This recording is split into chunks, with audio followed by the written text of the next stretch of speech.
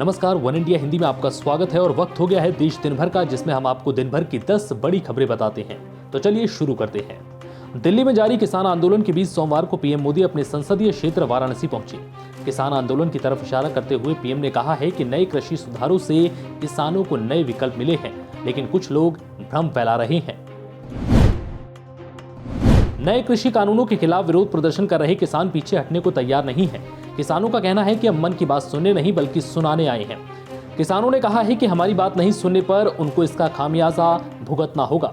किसानों ने कहा है कि मोदी जी मुंह में राम बगल में छुरी वाला काम कर रहे हैं और ये हरगिज मंजूर नहीं है। कांग्रेस नेता राहुल गांधी ने मोदी सरकार पर हमला बोला है। राहुल गांधी ने कहा कि यह कानून किसान विरोधी है और केंद्र सरकार ने इस कानून को किसानों के हित के लिए नहीं बल्कि अपने कुछ उद्योगपतियों के लिए लाभ पहुंचाने के इरादे से बनाया है। राहुल गांधी ने देशवासियों से पूछा है कि सत्य और असत्य की लड़ाई में आप किसके साथ खड़े हैं। पश्चिम बंगाल में अगले साल विधानसभा चुनाव होने हैं। चुनाव से पहले ही बीजेपी और टीएमसी के बीच जुबानी जंग तेज हो गई है। पश्चिम बंगाल बीजेपी के उपाध्यक्ष राजू बनर्जी ने टीएमसी पर जुबानी हमला करते हुए कहा है कि समय के साथ टीएमसी का मतलब भी बदलता जा रहा है।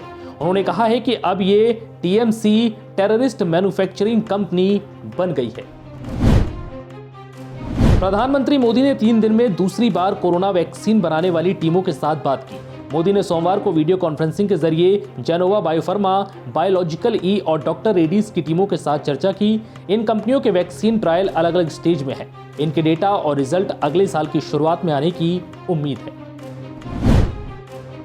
केंद्र सरकार ने कोरोना वायरस महामारी से उत्पन्न स्थिति पर चर्चा करने के लिए 4 दिसंबर को सर्वदलीय बैठक बुलाई है, जिसकी अध्यक्षता प्रधानमंत्री नरेंद्र मोदी करेंगे। सूत्रों ने बताया है कि कोविड-19 महामारी शुरू होने के बाद से ये दूसरी बार है जब सरकार ने कोरोना वायरस से उत्पन्न हालात पर चर्चा के लिए सर्वदलीय बैठक बुलाई है।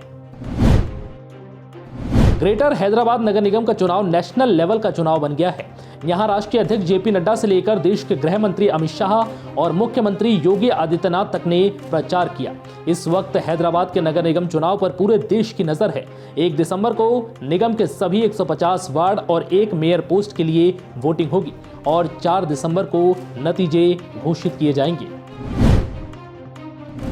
भारत में कोरोना संक्रमितों की कुल संख्या 94 लाख के पार पहुंच गई है। आज लगातार 23वें दिन कोरोना के 50,000 से कम नए मामले दर्ज किए गए और 15 दिनों में चौथी बार 40,000 से कम केस सामने आए हैं।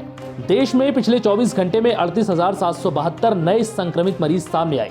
वहीं 443 लोगों की कोरोना की वजह से मौत हो गई। आज कार्तिक पूर्णिमा के दिन साल का अंतिम चंद्र ग्रहण लगा। इस ग्रहण की शुरुआत 1:04 पर हुई और शाम 5:22 पर यह खत्म हो गया। दोपहर 3:13 पर चंद्र ग्रहण अपने चरम पर रहा। इस दौरान कोई सूतक काल नहीं लगा। कोरोना संकट के बीच केजरीवाल सरकार ने बड़ा फैसला किया है। दिल्ली में कोरोना के आरटी-पीसीआर टेस्ट के दाम में 2/3 की कटौती की गई है। अब केवल 800 रुपए में आरटी-पीसीआर टेस्ट होगा। अभी तक आरटी-पीसीआर टेस्ट 2400 रुपए में हो रहा था। इसके अलावा अगर आरटी-पीसीआर टेस्ट का सैंपल होम विजिट से कलेक्ट होगा तो 1200 रुपए देने होंगे। फिलहाल देश दिन भर में इतना ही। नमस्कार।